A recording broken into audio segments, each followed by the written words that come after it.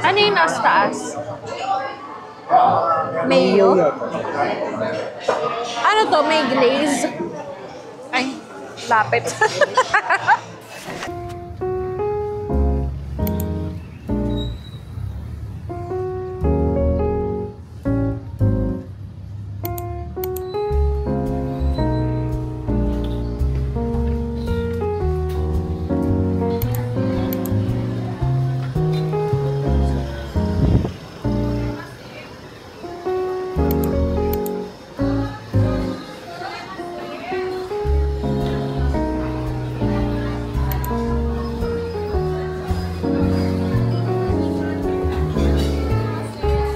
Okay, so nandito na kami sa Iponyari, Santa Rosa branch. So according sa pages nila, meron silang 5 branches.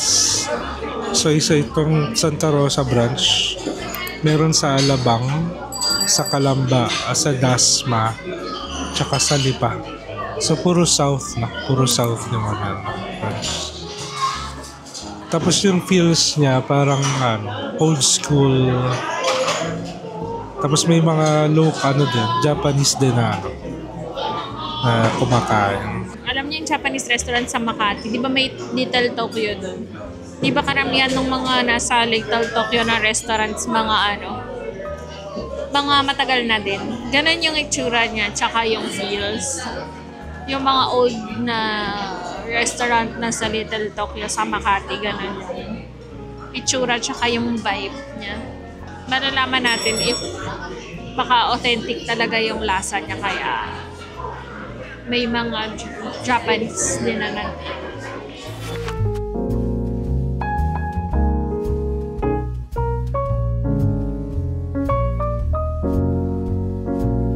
So, ang in-order namin ay spicy salmon sashimi. Umorder ko ng katsu curry. Si Mark ay In-order ko sukiyaki, tsaka chicken namban. So, for context, nirecommend to ng mga office mate ni Mark. Doon sila kumain actually sa Alabang branch. Sabi nila mas chill daw doon. Seeing this, parang medyo hindi naman siya puno, pero madaming tao. Kahit na 5:55 pa lang, kahit na odd yung oras for meals, maraming tao.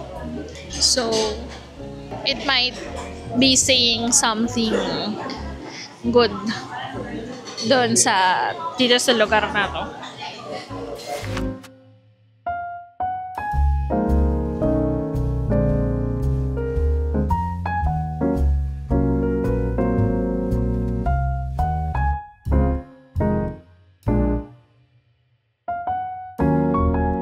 Trying out the spicy salmon sashimi.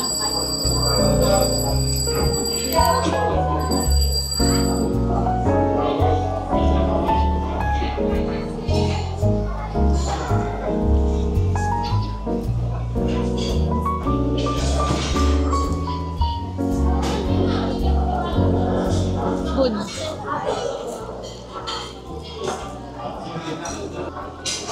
Texture ng fish, lambot.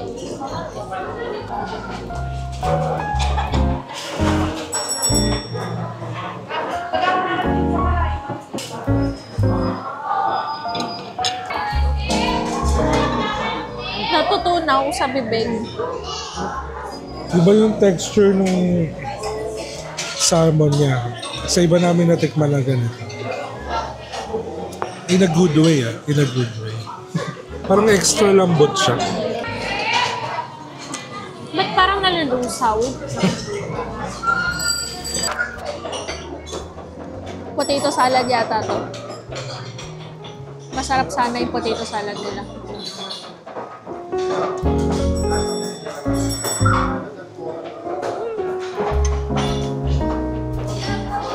Sarap ng potato salad.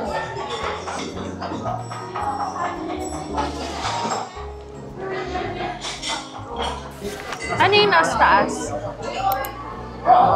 Mayo? Ano to? May glaze? Ay, lapit.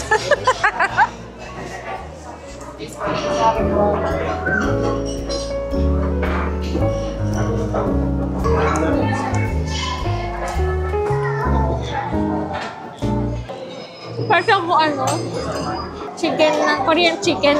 Yung may glazed chicken. Glazed chicken na may mayo. Parang horseradish. Harap siya. At may glaze siya, malutong. Minsan kasi diba pag nilalagyan ng glaze yung mga fried food, lumalambot. Pero siya, malutong pa rin. Ano ma'am?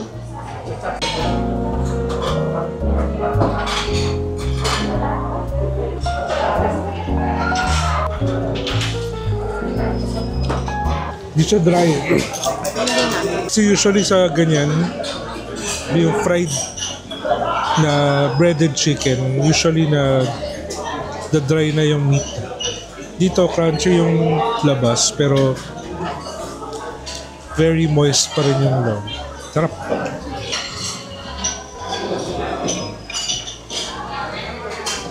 Try ko na yung food ko, katsu curry. Staple siya sa mga in-order namin usually pagka makain sa Japanese resto. Makapal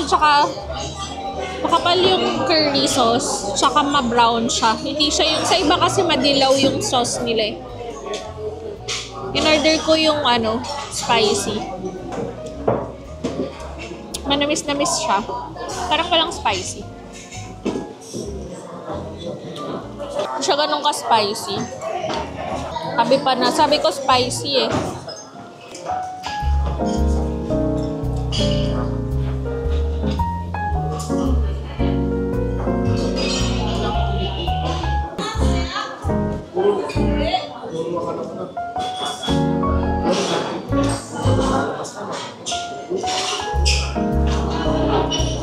Hindi naman masyadong dry yung laman niya. Pero baka dahil kasi may sauce, kaya hindi ko na mapansin kung dry or hindi.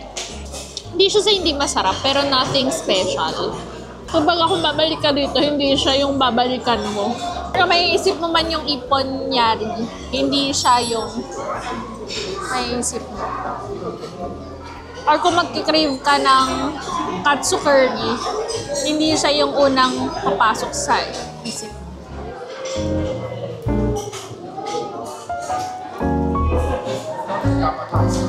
Tikman natin yung sukiyaki. Ang laki ng serving niya. Good for one lang to, supposedly.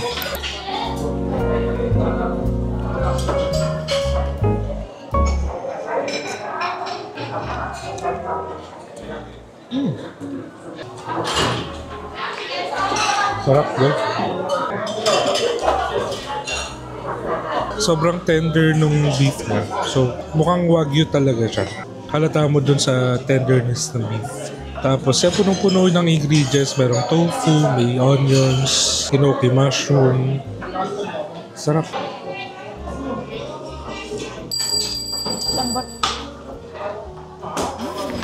That was quite an experience. Now we see why Ippon Yari has been around for so long.